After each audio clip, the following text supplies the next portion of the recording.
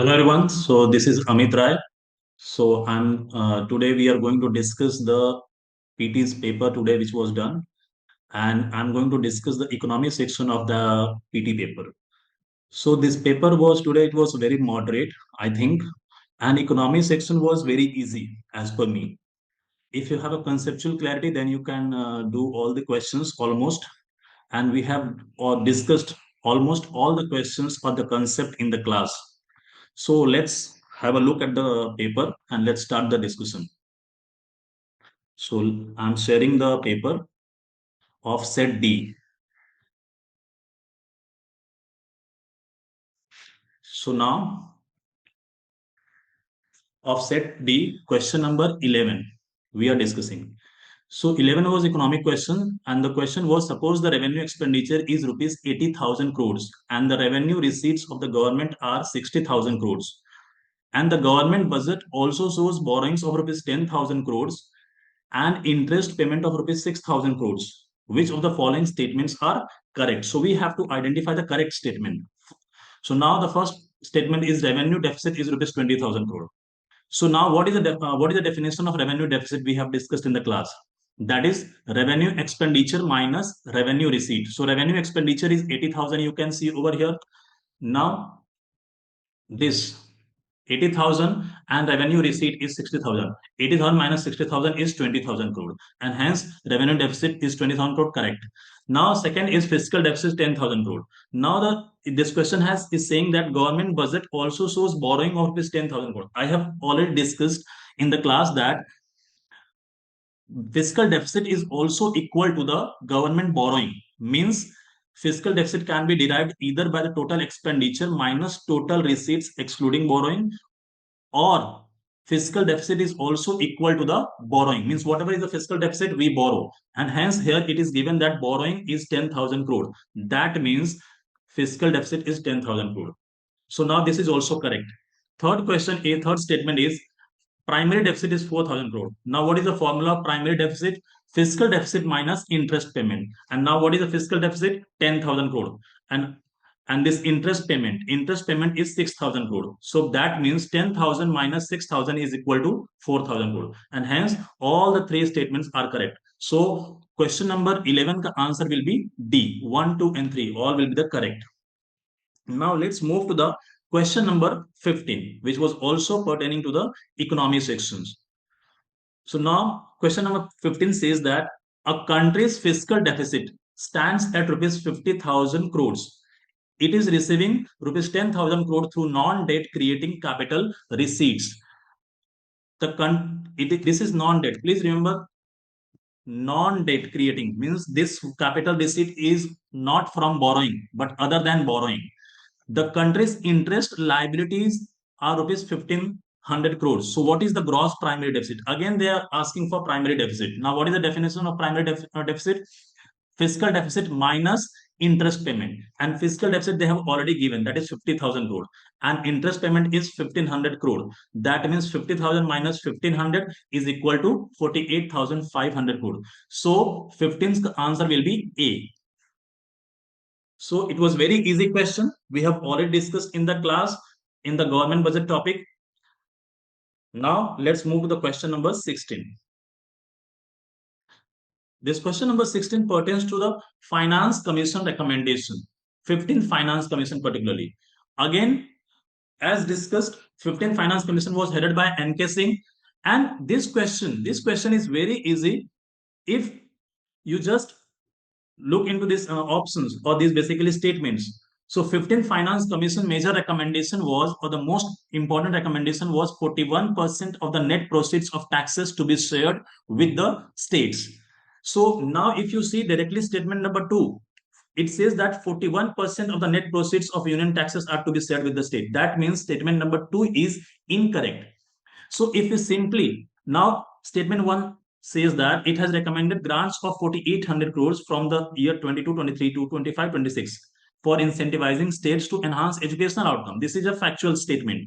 Now, third statement also says that 45,000 crores are to be kept as performance-based incentive for all states for carrying out agricultural reforms. Again, this is a factual statement. And these 1 and 3 both are correct. And now fourth is it reintroduced tax effort criteria. Tax effort criteria as a reward for fiscal performance. We have seen that tax effort is a basically criteria of the fiscal devolution. So that means fourth statement is also correct. Now, if you don't know one or three facts, statement number one or three, then also you can solve this through elimination technique, because this is very common thing. 15th Finance Commission had recommended 41%. Now it says that 45%, means it is wrong. So if you eliminate two from option A, one from option A, two is eliminated, B, two is eliminated, and D, from D also two is eliminated. So that means only C is the correct answer. Now remaining C is the correct answer. So through elimination technique also you can solve this question. So this was very easy question again. Now question number 17. Consider the following statements in respect of the International Bank for Reconstruction and Development, IBRD, which is a part of World Bank. Again, we have discussed in the class about IBRD in the World Bank International Organizations chapter. Now it says that it provides loan and guarantee to middle income countries. That is true, because it provides loan and guarantees for the development of middle income countries or poor countries also. So now statement number one will be correct.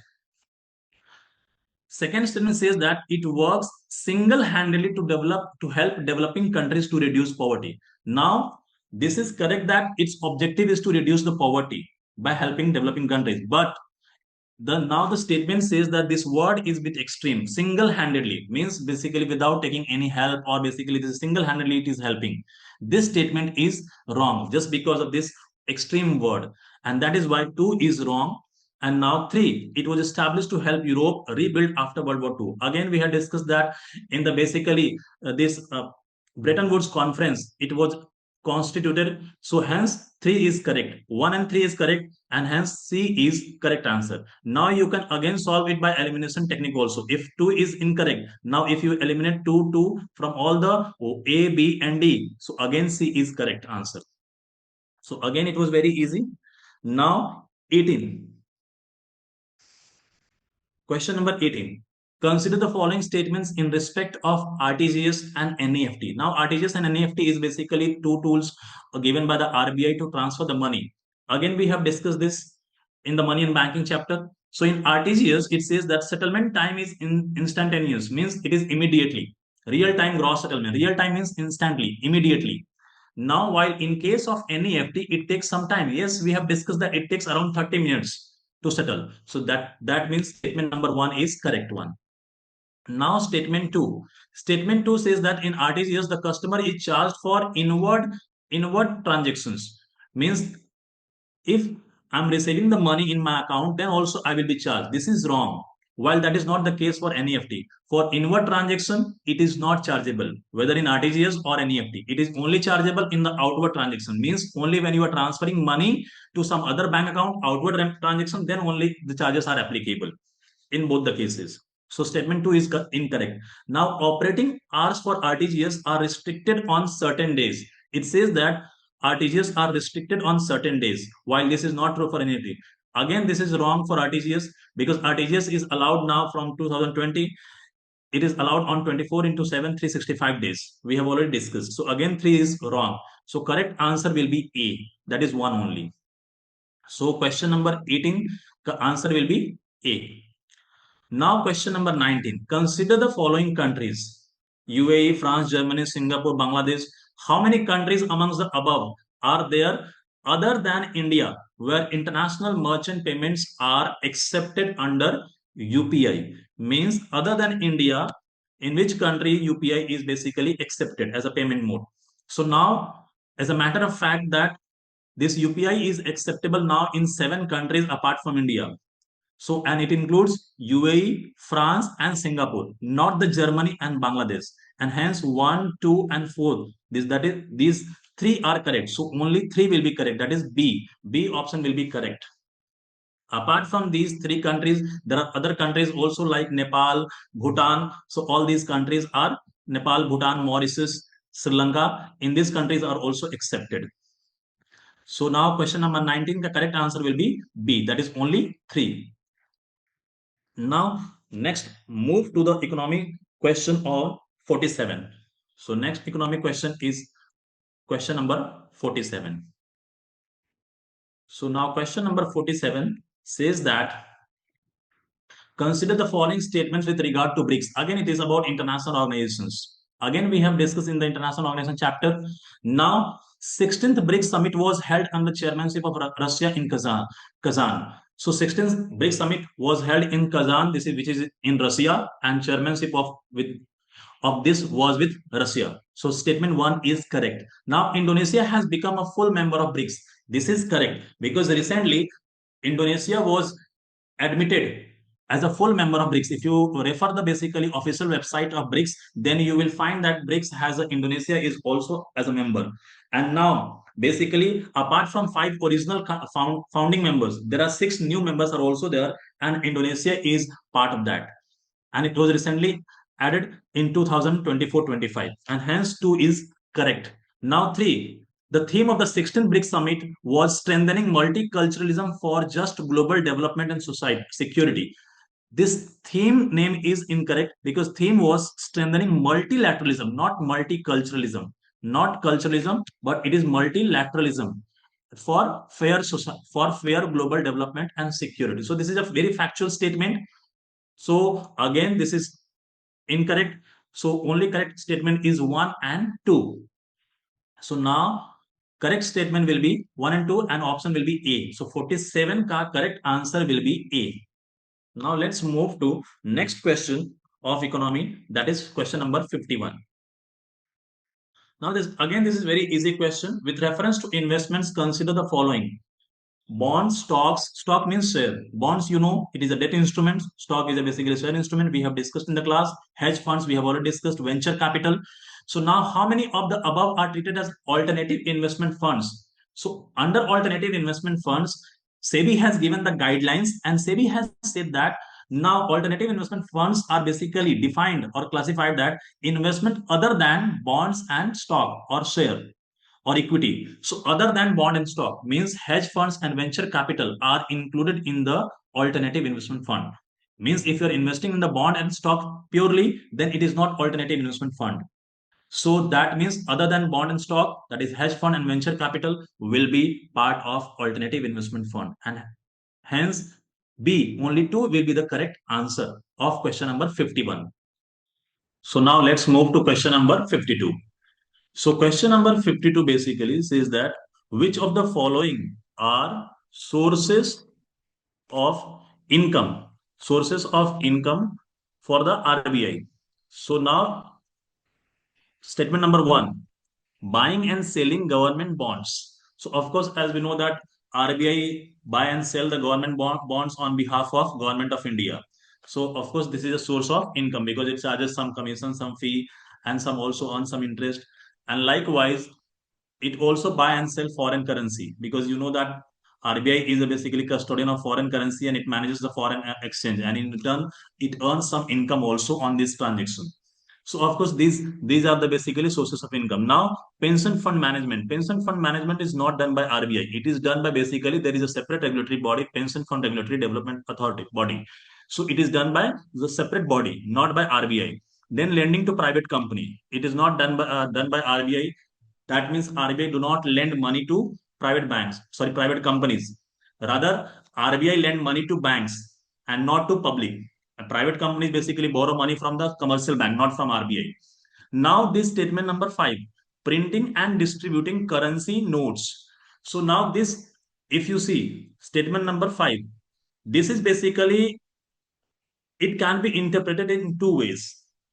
Like first interpretation, if we see, so printing and distributing currency note may also be an expenditure for the RBI because printing and distribution of currency involves the expenditure of RBI. So if we interpret like this, then it will be a wrong and it will not be a source of income. So in that case, only option A will be correct, 1 and 2 only. But there is another interpretation also printing and distributing of this statement, which says that there is a concept of seigniorage, means whenever RBI prints money, so in that process basically it earns some seigniorage, which is a basically difference between the face value and the basically printing cost of that currency, that is called as seigniorage. So in basically this printing, RBI also earns some income. So if we accept that interpretation, then statement number 5 will be the correct option or correct statement, and it will be a source of income. So most of the opinions are in the favor of basically statement number 5 to be taken as a source of income for RBI. So we'll consider for now 1, 2, and 5 as a correct statement. So answer will be D. That is 1, 2, and 5. Now let's move to the question number 54 of economy section. Statement 1 says that RBI mandates all the listed companies in India to submit a business responsibility and sustainability report. Now, this statement basically wrong. Why? Because this business responsibility and sustainability report is mandated by not by RBI but rather by SEBI. So it is basically mandated by SEBI. And second is it basically does not apply or does not mandate to all the listed companies. Rather, SEBI mandates only top 1000 listed companies, top 1000 listed companies, not all the listed companies. That is why statement number 1 is incorrect. In India, a company submitting a BRSR makes disclosure in report that are largely non-financial in nature. Yes, that is correct. Why?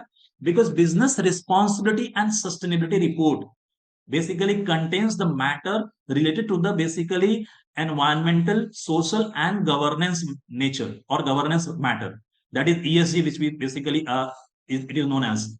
So it basically contains that how much electricity or basic consumption has been done by the company, how much emission has been done, what is the basically action taken towards the environment, what is the action taken towards the society, what are the action taken for the governance. So all these matters are taken, are basically stated in this report, that what how this company is basically discharging its responsibility, social responsibility or environmental responsibility.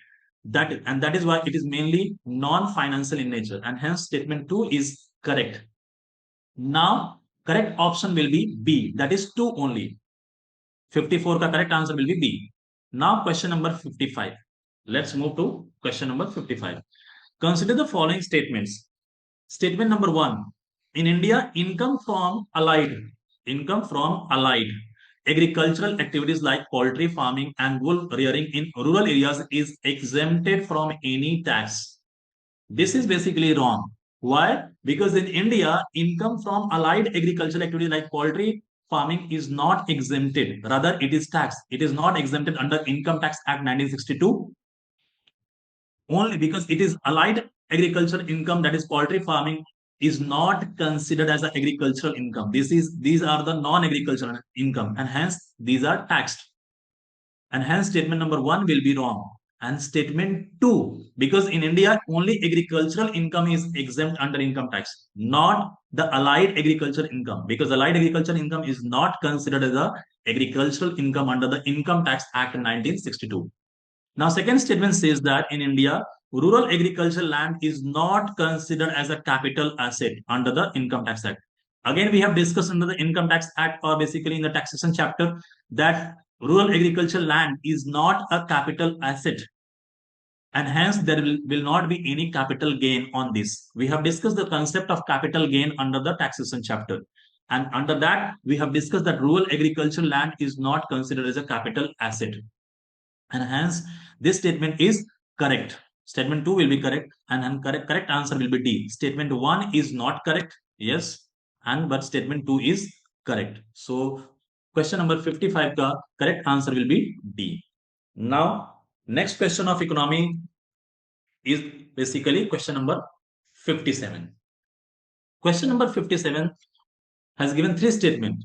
Consider the following statements. Statement number 1, as regards returns from an investment in a company, generally bondholders are considered to be relatively at lower risk than stockholders. We have discussed in the basically the first chapter only, in basically sources of fund or basically financial market, stock market chapter, that bondholders are basically, they basically gives debt or loan, and stockholders are owners. So basically, equity or share, stockholders means shareholder. They are having more risk, higher risk. Bond holders are having lesser risk because they receive fixed rate of interest, and hence bondholders are basically at a relatively lesser risk. But equity holder or shareholders, they do not receive the fixed rate of income or basically dividend. The dividend basically varies, keep on changing, and hence bondholders are at relatively lesser risk. Statement 1 is correct. Statement 2, bondholders are lenders to a company. Yes, we have discussed that bond is a basically debt instrument, and hence bond holders are lenders to company, whereas stockholders are its owners. Means again we have discussed that whoever hold the stock or share, they are the owner. So again statement 2 is correct. Statement 3, for repayment purpose, bondholders are prioritized over stockholders by a company. Means whenever there will be repayment, then bondholders will be given priority and over stockholders. Means first repayment will be done to the bondholders because they are the lender, and owner are given at the last. And that is why statement 3 is again correct. So now correct option will be A, because both statement 2 and 3 are correct and both of them explain statement 1. So again you can say, see that in this statement 2 and 3 we come to know that bondholders are lenders, stockholders are owners. First repayment will be done to bondholders and then last stockholders. So from these two statements we derive that bondholders are at relatively lesser risk, and that is why these two statements explain the statement number 1, and hence correct option will be A of question number 57. Now question number 58. Consider the following statements. India accounts for a very large portion of all equity option contracts. All equity. India, very large portion of all equity option contracts traded globally, thus exhibiting a great boom. Means equity option, as we have discussed that option and basically forward and future is a derivative instrument. So now in equity market, there is a derivative instrument. Forward and futures are the derivative options or derivative instruments. In India, as a matter of fact, that equity option is done at a very large scale when we compare to the all the global transactions in the segment of equity option or derivative market of derivative segment of equity option. And thus, statement 1 will be correct. Now, statement 2, India's stock market has grown rapidly in the recent past and even overtaking Hong Kong's at some point in time. Yes, in the recent past, we in the news we have seen that stock market, India's stock market capitalization has grown even more than the Hong Kong's stock market at some point of time. And thus, statement 2 is also correct. It was basically reported in newspaper. And now 3, there is no regulatory body either to warn the small investors about the risk of options trading or to act on the unregistered financial advisors in this regard. This is wrong because SEBI is always there. SEBI is basically warn the small investors and it regulates the derivative market, it regulates the stock market, and it also take action against the unregistered financial advisor.